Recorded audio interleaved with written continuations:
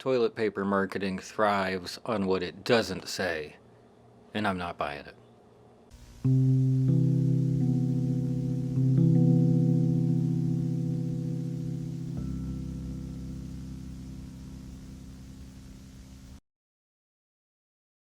Hey there, welcome back. I've had some other stuff going on, and I've been buying stuff. Here are some of the things that I've been buying recently. I bought this microphone. We'll see how it sounds. I bought this. I bought this other thing. And now here I am with you. Hi there, this is a channel where I make fun of marketing and do funny little drawings that I'll probably forget about as soon as the video is finished. Here is one. I'm gonna trust the microphone. Let's put the headphones down. One of our never-ending projects here at NBI involves focusing in on specific marketing subgenres, if that term makes sense here, in order to learn more about the brands and the marketing pushers in these niche spaces and what they seem to think of their customers based on how they communicate with them. Today, it's toilet paper, and I do not mean the Italian pop art photo magazine. Certain products have an immediate advantage when it comes to marketing. We've talked about this before. These are usually products that people really want. Luxury products, clothes, fancy cars, food even. And now that's not to say that marketing those kinds of products is easy per se, or that there's a lack of competition, but it's certainly easier than trying to market some inherently bland product that nobody absolutely needs to survive, or that nobody treats even as a hobby. In terms of difficulty, I feel like toilet paper is even tougher to market than something like household cleaning products. It is considered essential in certain parts of the world. We'll come back to that. With something like cleaning products, it might sound silly, but at least there's a certain amount of passion there, and I get it. Some people really like to clean, some people have to clean for their jobs, and I feel like lots of people stick with certain brands for years at a time. Dusting with Pledge has kept this table beautiful for 28 years. And now Endus says watch out for buildup. But toilet paper, I don't know, even if someone is passionate about using a particular type or a particular brand of toilet paper, they are inherently less likely to be vocal about that preference, less likely to recommend it to others or even bring it up in conversation. And these are all factors that are bigger than ever in contemporary marketing. Toilet paper isn't even the sort of thing that people tend to store just out in the open in their living space. The original packaging gets hidden away somewhere in like a closet or a storage space, and the product itself, when it's out there on the roll, it's not visibly branded. Usually, I haven't seen any that has like a logo imprinted. These are just my observations. Please feel free to share your own, especially if they're different from mine. But beyond the specifics, I think the general point stands. Toilet paper is inherently more difficult to market than a bunch of other products due to a whole confluence of factors, not the least of which is a widespread cultural sheepishness surrounding the whole subject. And that sheepishness, which is hard to say, is going to be very important for this video. So let's go ahead and keep that in mind. Let's pin that over here. This graphic on the screen will represent that idea until we're ready to come back to that. I think that the trajectory of toilet paper marketing through the years can help to highlight how brands navigate difficult subject matter, and in turn, I think that kind of navigation is especially important to acknowledge right now during this very clownish moment in human history. As always, I want these videos to be kind of modular, so if you feel like you're only interested in a specific topic or section, you can check the timestamps and move around accordingly. So it turns out toilet paper hasn't actually been around for that long. It basically emerged in the mid 1800s, certainly in its like patented Western form. And you don't really want to know what people used before toilet paper became a thing. Maybe you do. I'll put some examples in really tiny text on the screen in case you're curious. And in a fun little twist of fate, this same time period, roughly at least, is considered to be the starting point of modern marketing and advertising. At least from a really broad historical perspective, advertising seems to have come up alongside industrialization through the relationship between that movement and just consumerism. And that's a relationship that I'll have to set aside for later. I guess I'll just say for now that it's an intense and probably unhealthy relationship. Anyway, since the mid-1800s were not that long ago, we still have quite a few materials saved from that time, including like newspaper ads for toilet paper, which is really useful for this video. Right off the bat, we should keep in mind that the term toilet has historically had a much broader definition than we kind of use it for here in the US today. Even now, it's a mostly Western and mostly American concept that word refers just to the bathroom appliance itself. So in French, I think it originated from French, it referred to various aspects of like getting dressed, getting ready, including lots of different hygienic stuff. For the sake of remembering that, I think this painting from Toulouse-Lautrec, La Toilette, is kind of useful. It's a painting that I happen to like for very wholesome and artistic reasons. And as you can see, this is not a painting of someone pooping. That's not what's happening here. It's just someone getting ready. And so it's not surprising to hear that some countries and cultures use the word toilet to refer to even the entire bathroom. And the bathroom as a whole, and everything you do in the bathroom is generally considered private, personal, and vulnerable. So it makes sense that it's a whole separate room in the house, and it's generally a place where you can be alone, bearing some very intimate exceptions, maybe. Come to think of it, it's also really interesting to reflect on how different cultures and settings sort of divide the different parts of a regular bathroom, you know, which areas and appliances are okay to treat as more open and semi-public, and which ones are kept as private as possible. And in Japan, the toilet and the bathtub are separate, which is lovely.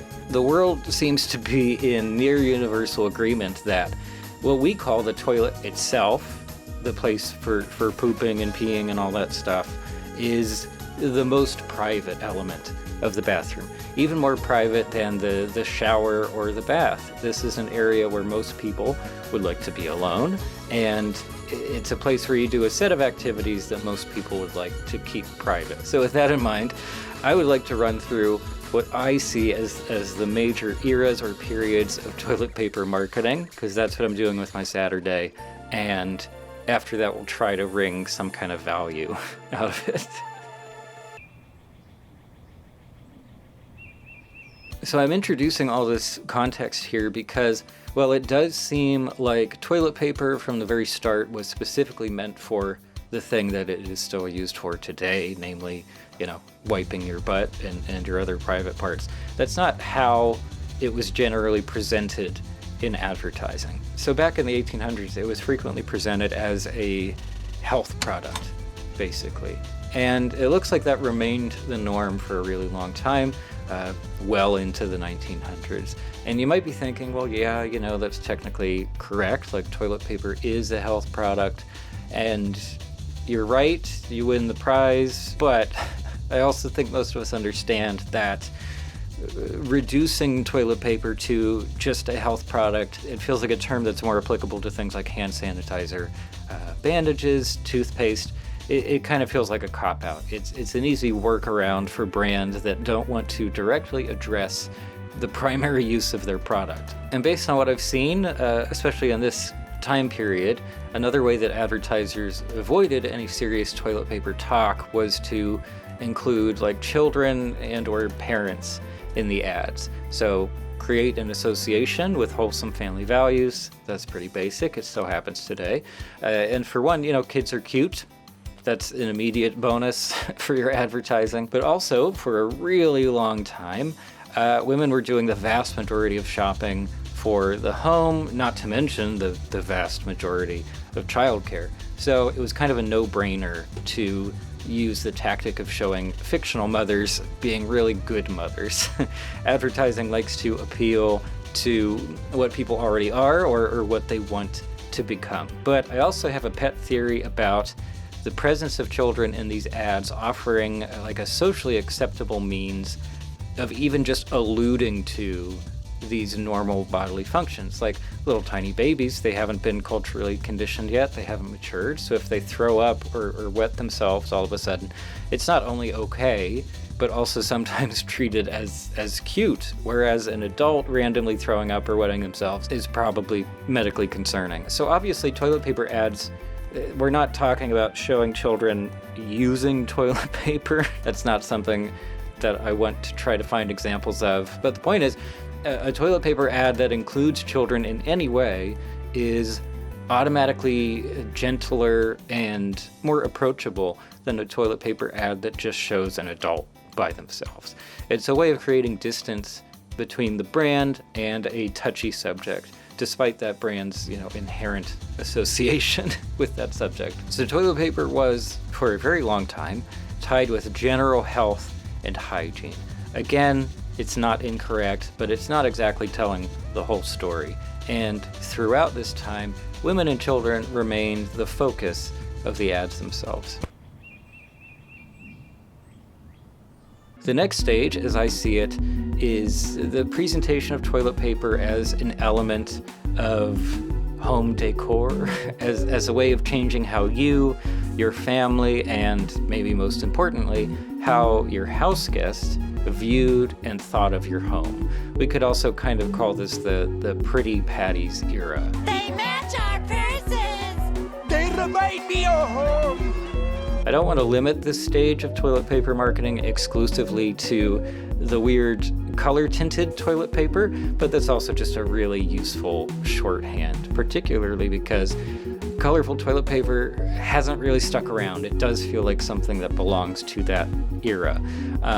There are still like novelty toilet papers you can get that have like special prints or text or even advertisements in some cases, but in hindsight I think it's pretty clear that colorful toilet paper was just a weird trend that hit it big roughly in the 70s and 80s. But yeah, it wasn't just colors here. It really seems like TP companies and their advertisers were trying to make toilet paper more pleasant and appealing in general. For example, scented toilet paper was also common during this time, which really feels like one of those ideas that just comes from a total lack of ideas. I don't know. There are some fascinating ads from this era that include colorful toilet paper, specifically as part of very elaborate bathroom decor schemes. I don't know, maybe it's kind of like the decorator's equivalent of like having a toy line where you're supposed to collect, maybe it's like the decorator's equivalent of having a toy line where you have to collect them all.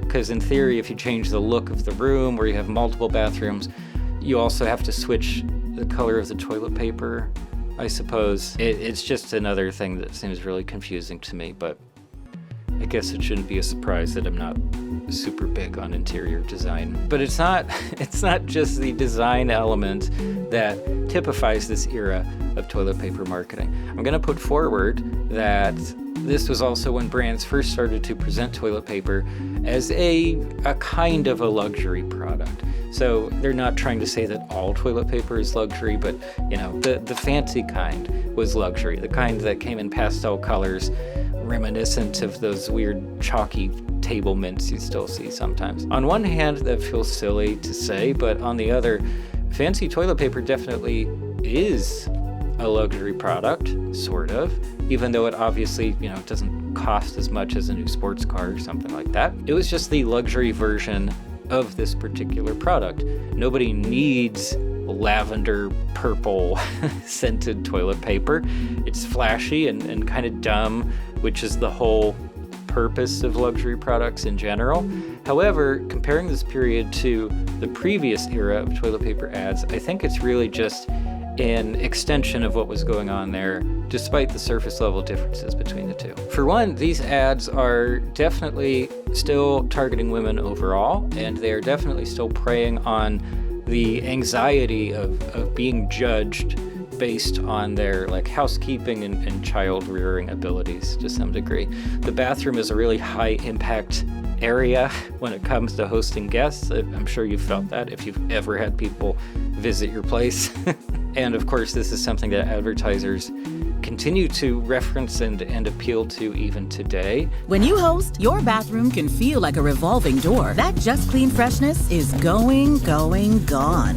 And again, Fancy Toilet Paper offered a way to complement the look of your home. It was a piece of the puzzle that was trying to say, look, I've got everything together, don't you worry about it. And while we could argue that the luxury product angle actually makes these kinds of ads more narrow in their focus and their target audience, at least compared to like the wholesome look at my perfect family ads, I personally don't think that's really the case. Whenever I eventually talk about luxury product advertising, which I would really like to do, I will hopefully remember to mention that, despite their inherent sense of exclusivity, ads for really expensive things are meant for pretty much everybody. And that's because convincing rich people to spend a lot of money on something is only part of their intention. The other part involves establishing and reinforcing aspirations and even just brand status. A lot of luxury brands can't survive on value proposition. In fact, a lot of them can't. Like high fashion items, they're not priced based only on, the costs of materials and production, obviously.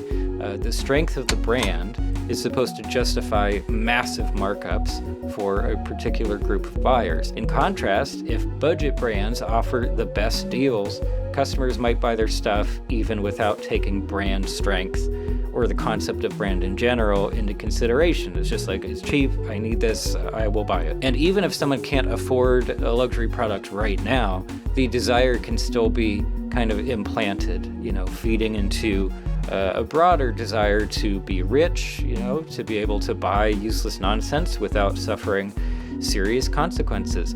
I just got back from a gated community in Bel Air. Don't worry, I don't know anybody there, but it's ridiculous. The cars that everybody drives are ridiculous. The stuff that everybody's wearing is ridiculous. I'm not going to say the dogs are ridiculous. That would be kind of mean. It's a thing. They take the bait, they buy the expensive stuff, often in spite of the actual value or utility. It's a thing a lot of us, I think, would do. With all this in mind, Fancy Toilet Paper occupies a unique space. It's technically a luxury product within its own category, but it's a luxury product that is still within reach for a lot of people. So someone living paycheck to paycheck cannot easily move some money around to buy a $10,000 watch, but it is feasible that they could save some money in a few other areas to afford some more expensive toilet paper. So long story short, even if these old ads, at least a lot of them, focused on showing apparently wealthy people, they could still easily appeal to very regular people too. So bouncing off of that, I think that these like Lux Life toilet paper ads are really meant for the masses. I don't think they were trying to carve out a legitimate luxury toilet paper market. It's more like they were trying to position certain kinds of toilet paper as high-end or just as being preferable to the standard fare. It's an upsell. Of course, beyond the aesthetic elements, this also appears to be the time period in which the softness wars began. The softness wars are not really a thing to my knowledge. I just think it sounds good, it's relevant, and it would be a great title for a tell-all book about the history of toilet paper. But I'll leave that to somebody else, I guess. I'm a little busy. Now, I want to hold off on talking about toilet paper features until the next section of the video, but I would argue that the softness wars really started here, likely in the 1980s. Basically, this is the beginning of the perpetual push for softer and gentler toilet paper. Softness rolls really nicely into the luxury angle, but for very obvious reasons, it's also just one of the most desirable traits for toilet paper to have. And if we still consider toilet paper a borderline medical or health product, I think the emergence of softness appeals in advertising was really mirrored by developments in actual medical and health products. I'll try to use bandages as an example. So like the basic concept, the basic product of an adhesive bandage honestly hasn't changed a whole lot in a really long time. So to differentiate, to try to get people excited, to try to get your brand or your product to stand out, you add these less important changes, less important features. So something like aesthetic differences or comfort features like flexible bandages, waterproof bandages, stuff like that. And the last note I would like to make before we move on is that toilet paper advertising in this era still very much avoided any direct or even indirect allusions to the primary use of toilet paper. The distraction continued. It just took a different form this time around. So this is the part where I should apologize for the hairstyle. I've had a hard time, honestly, trying to summarize the most recent era of toilet paper marketing. And I think it's because there's genuinely been a lot of variety from the early 2000s onward. And there is one very important shared trait in terms of messaging, but I'll come to that a little bit later. Service level trends, this time period has seen a whole bunch of them. Some of the most prominent seem to be the use of animal mascots, including anthropomorphized animal mascots a lot, acknowledgement of environmental concerns, and the seemingly constant pursuit of borderline meaningless toilet paper features that I just touched on. So mascottery has a long and pretty entertaining history, and that's another thing I'd like to do a video on. But in the case of animal toilet paper mascots, there always seems to be an inconvenient clash between the mascots themselves and the product that they're advertising. For example, British toilet paper company, toilet roll company, I guess. This brand, Andrex, this brand has used a puppy as its mascot for many, many years. And in the case of any fuzzy animal, I guess the association is just meant to be soft. Look at this soft animal. Our toilet paper is also soft. Andrex. Really brilliant stuff. But there's also something inherently strange about plastering a puppy all over toilet paper packages and advertisements. The motivation, is simple and it's understandable, but I also feel that it introduces some unwanted associations too. And it turns out that Andrex and its puppy and its ads have all been the subject of numerous controversies, and honestly, I kind of get it. But arguably the most famous and persistent toilet paper animal mascots are the Charmin bears, who were apparently introduced back in the 1920s. Don't worry about that. I think they became much more prominent in TV ads around the late 1990s. If we have any Charmin bear history buffs out there watching, feel free to chime in with some more information. So here we have some more soft animals, obviously, but they walk and talk like people, and they conform to the pretty Western cliche of like the small, happy nuclear family. And at least nowadays, the fuzziness of the bears has been integrated into the advertising, meaning Charmin really wants you to consider that these very hairy bears are really satisfied with these toilet paper products despite their incredibly fuzzy butts. We've gotten some really surprisingly graphic displays of, the problems supposedly caused by other brands. Down, set, yikes! The Charmin bears will continue to be relevant to the discussion, don't worry, they're coming back. But we should talk for just a second about the attempts to address or at least acknowledge the environmental impact of toilet paper. The toilet paper industry is one of those industries that is necessarily harmful to the environment, at least in its current form. And these kinds of industries that are always going to have some kind of negative impact, they have a real challenge in front of them if they want to look green. Now, there have been entire brands built around the concept of environmentally friendly toilet paper, but as far as I've seen, the biggest brands, the ones that people do really know, have not shifted away from traditional paper production at all. If I'm wrong, those brands can correct me. I'm totally fine with that. I think it's especially funny when it comes to like what I'm calling the luxury toilet paper brands, because they often brag about just how much paper they are using in their products, not only to push softness and comfort, but also as like a value proposition.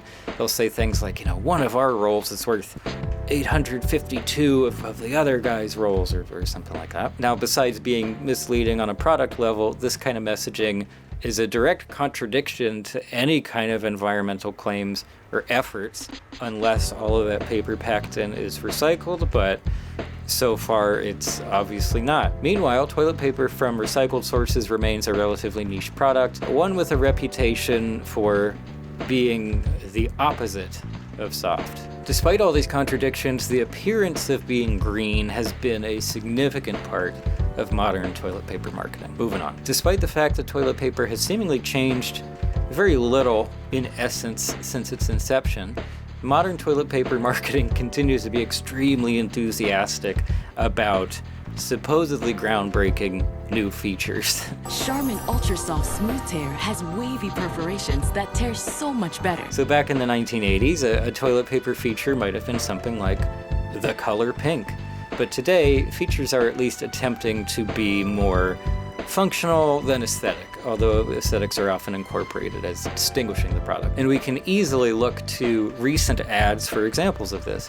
At the moment, at the time of writing anyway, Charmin is really pushing its smooth tear technology. Here's what their website says: "We reinvented the square for a smoother tear." Which actually means that each square has a wavy perforation instead of a straight one, which, it's not a square at that point. I don't know. From that perspective, I guess my craft scissors from 3rd grade, reinvented paper cutting. Another feature, I guess we could call it, in Charmin's marketing is the size names for their products. They tend to be really extreme in the naming. So for example, their size options for their ultra soft toilet paper right now are Mega, Mega XL, and Mega XXL. Then there is a horrifying 512-ounce version that they call child size. I think it's also Charmin that boasts a really thorough clean if you combine some of their fancy toilet paper and flushable wipes. And for an extra clean finish, try Charmin Flushable Wipes. And I was thinking about that, and you know what? Any choice of toilet paper basically becomes irrelevant as soon as you include the flushable wipes. I think they're great, by the way. I highly recommend them. And it kind of doesn't matter what toilet paper you get. What else? Toilet paper strength and absorbency are some other commonly advertised features. Those show up in ads a lot with some kind of blue liquid or whatever. The actual utility of any of this stuff is entirely up in the air as far as I'm concerned. I feel like it's much more about customer preference than anything else. And in terms of purchasing choices, seeing these kinds of features mentioned right there on the packaging creates a pretty stark comparison with the more basic products and brands, which is the whole point. I just saw an internet post about this the other day. When you see regular strength and extra strength medicines right next to each other, the regular strength product may as well not exist. It's an upsell. That's the whole point. The one big limitation, I would say, is price. So when you're shopping and price is your primary consideration, you don't really look at the details as much. It just becomes about how much you can get for the least amount of money. I've done that for much of my life. But as soon as you have a bit of wiggle room in your budget, all of these fancy add-ons might factor into the decision. Personally, I grew up in a Scott family. Scott is one of the biggest budget toilet paper brands in the US. I honestly don't know if they operate internationally. And I grew up in a pretty big family. So Scott was an obvious choice, a choice that was cemented by the fact that it wouldn't mess up our plumbing because it's really thin. But I will admit that eventually, as an adult, when I had, the tiniest bit of disposable income, I immediately started considering the plushier toilet papers. And in case you're curious, I'm still not completely sold on them. I think it's one of those things that you start to take for granted really quickly, and it's an easy place to save money when the budget's tight or you just want to spend it on something else. But even when brands are successful at upselling their customers, they still have to compete in this arms race with similar brands or even themselves. How can you keep capitalizing on the thrill of newness when your product line is essentially the same? So they continue to introduce gimmicks that may or may not have any practical advantage. And I think this push for what we might call high-tech toilet paper, more than anything else, has come to define modern toilet paper marketing. So I hope that was a decent overview. It certainly took long enough. But now we come to what I see as the most important aspect of toilet paper marketing, the gap between what is and isn't said. For the vast majority of toilet paper's existence, marketing managed to avoid any direct or even indirect references to what toilet paper is typically used for. And that's both, concerning, but also kind of impressive. In general, it's bad when marketing avoids actually talking about the product. And for many decades, toilet paper marketing avoided really talking about toilet paper. That's kind of crazy. I would say that this has maybe finally changed in recent years. I think toilet paper marketing has approached saying the things that weren't being said before. We're looking for the boldest, bravest people to get real about their down there issues. From a certain angle, the relative frankness of modern toilet paper marketing is actually an achievement. But even with that in mind, my thesis still holds up, I think. Because there's another topic that the entire industry continues to avoid, even to this day. And that is, we don't actually need toilet paper. I don't want to harp on this for too long, but I think it's endlessly funny that the toilet paper industry is sustained by a widespread cultural refusal to use or even acknowledge the existence of bidets.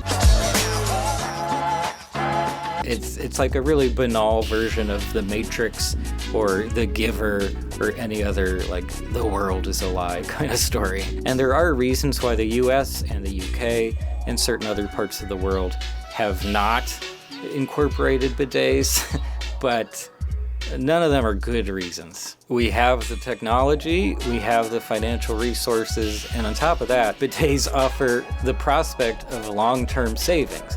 Not to mention much greater resilience against supply chain issues and panic buying that we saw back during the pandemic, which is 5 years ago. And obviously, toilet paper companies, they don't want their biggest markets to transition away from toilet paper, though I don't think they're actively working against it. They're not quite that bad. But I'm going to break out my internet business degree here and say that the biggest brands in the toilet paper space could absolutely just buy companies that already make bidets. And in that way, they could continue to rule the bathroom hygiene market even after such a transition actually takes place. I'm not saying I want that to happen, more corporate acquisitions as a whole, that's a whole thing. But I am saying that even the toilet paper brands could stay on top after a mutually beneficial switch to a far more sustainable bathroom culture that doesn't involve toilet paper. I never thought I would be saying these sentences. Here we are. And of course, this all leads to an even broader point.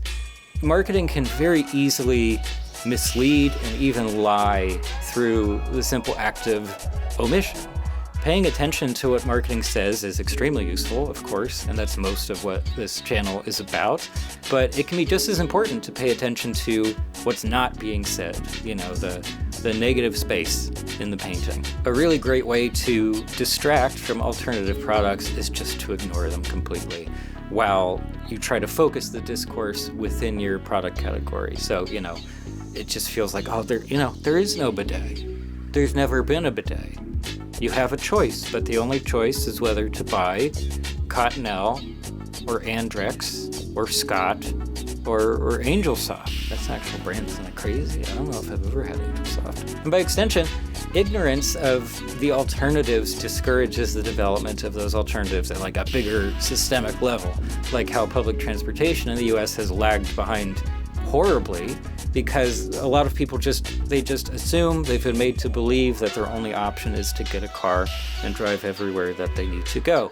And, I wasn't really trying to make a video about the well-known supremacy of the bidet. I just find it morbidly entertaining that someone can become so immersed in the marketing of norms that they forget that there's this whole other world of choice and opportunity. Marketing can and often wants to create its own encompassing space where the only logic is corporate logic, where true happiness just hinges on making the right purchase. And by design, it can be hard to even realize when you're in that kind of space. This is not conspiracy stuff. I really want to stress that. It's just an observable aspect of living in the kind of world where corporate interests are the most important of all by far. What are brands not saying about their products or about themselves? What are some ways that customers can be introduced to all-around better alternatives? How can we remove ourselves from spaces where brands are entirely in charge? These are threads that can be followed to some interesting answers, I think, if you're into that kind of thing. Taking a closer look at what brands don't say also disproves the age-old lie that marketing helps people make informed purchasing decisions or something like that. It's not true. It's never been true. We don't need to carry that idea with us into the future. I wouldn't say that I hate the Charmin bears. In fact, I would kind of love to see like a full animated series, as long as they get to do stuff other than wiping their butts and talking about it. Although I guess that could be interesting too. I don't know. If it's done tastefully, that could be okay. But for the sake of ending things on kind of a lighter note, I would like to do some quick brainstorming for some new toilet paper mascots, some new branding, and I highly encourage that you put your own suggestions here in the comments. So how about a dolphin?